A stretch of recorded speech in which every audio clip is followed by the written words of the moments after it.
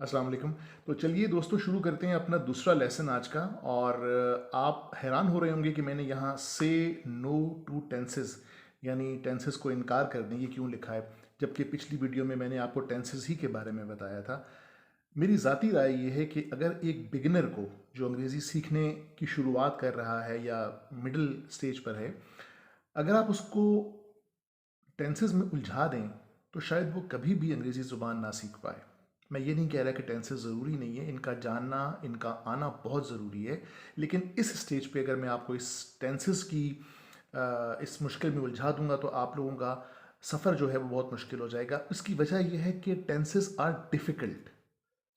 Tenses को याद करना इस स्टेज पर, जब आप लोग बिगिनर्स की स्टेज पर हैं या एडवांस स्टेज पर अभी जा रहे हैं, तो आपके लिए बहुत मुश्किल हो जाएगा। तो हम क्या करेंगे कि हम आपको नेचुरल लर्निंग की तरफ लेकर आएंगे, जिसका मतलब ये है कि टेंसेस को इस सदा इस स्टेज पर एक तरह से पसे पुश डालकर हम नेचुरल तरीके से अंग्रेज़ी को सीखें। कैसे? Like a new born. Like a new born, एक नौज़ादा बच्चे की तरह। जब आप लोग पैदा हुए थे, जो भी आपकी मादरी ज़बान है, पश्तो है, उर्दू है, अंग्रेज़ी तो ज़ाहिर नहीं है, बरहावी है या कोई भी गर्ज़ की कोई भी ज़बान आपने सीखी है, वो आपने किस तरह सीखी है? क्या आपने टेंसेस के ज़रिए से सीखी है? हरगिज़ नहीं। आपने वो ज़बान सीखी है नेचुरल तरीके से।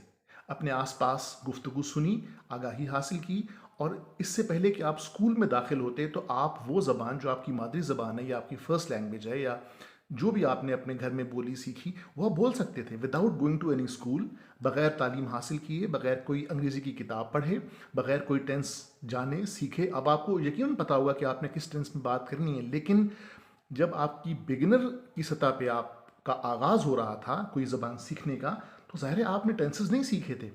तो फिर इस सतह पे हम अंग्रेज़ी में टेंसेस को अप्लाई क्यों करें?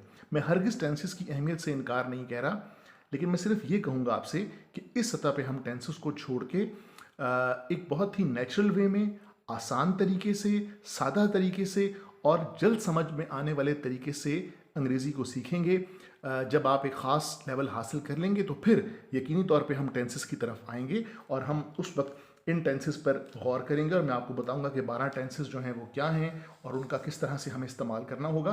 ये यकीनन बहुत अहमियत रखते हैं, लेकिन इस सतह पे क्योंकि ये आपके लिए मुश्किल का सबब बनेंगे, तो हम इसको यहाँ एक तरह से होल्ड पे रख के आगे चलेंगे। अगले लेसन्स के अंदर मैं आपको बताऊंगा कि किस तरीके से आपने आम बोलचाल में गुफ्तगू को समझना है, और अगर लिखना है तो किस तरह से लिखना है, माजी, हाल, मुस्तकबिल क्या है, किन किन अल्फाज के ज़रिए से आप जुमले बना सकते हैं, अपनी बात दूसरे तक पहुंचा सकते हैं। अगर आप चाहें तो आप चैनल को सब्सक्राइब कर सकते हैं ताकि आइंदा वीडियोस की नोटिफिकेशन आपको मिले और आप इसको लेसन को आगे लेके फॉलो करें। Thank you.